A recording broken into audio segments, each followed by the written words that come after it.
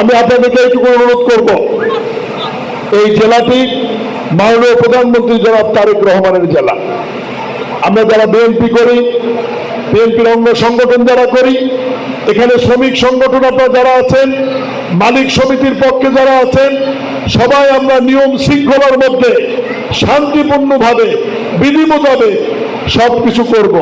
এমন কোনো কর্মকাণ্ডের সাথে আমরা জড়িত হব না যাতে বগুড়ার দুর্নাম হয়, আর বগুড়ার দুর্নাম হলেই মাননীয় প্রধানমন্ত্রী জনাব তারেক রহমানের দুর্নাম হবে, ঠিক কিনা?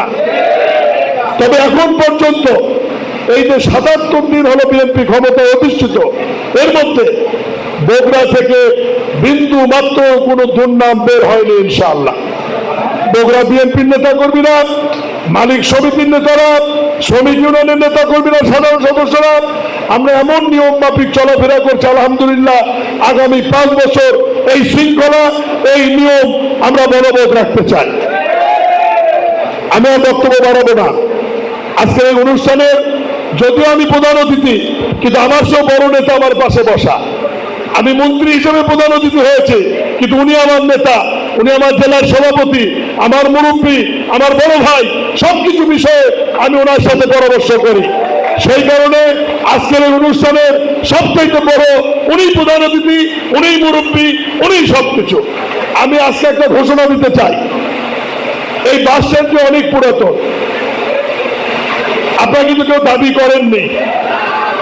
এটা আমার মন্ত্রণালয়ের অধীনে।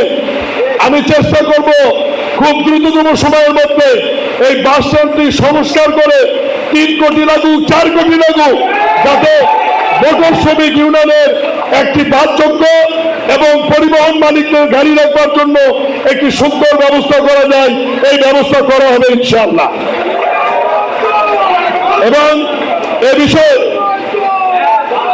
বিষয়ে আমি মোটর শ্রমিক ইউনিয়নের সভাপতি, সাধারণ সম্পাদক এবং মালিক সমিতির সেক্রেটারি 3 জন মিলে আপনার এই বাস স্ট্যান্ডের কি প্রয়োজন এ ব্যাপারে আপনারা দয়া করে আমার কাছে একটা ডিও দেবেন যৌথভাবে, শ্রমিক ইউনিয়ন এবং মালিক সমিতি থেকে।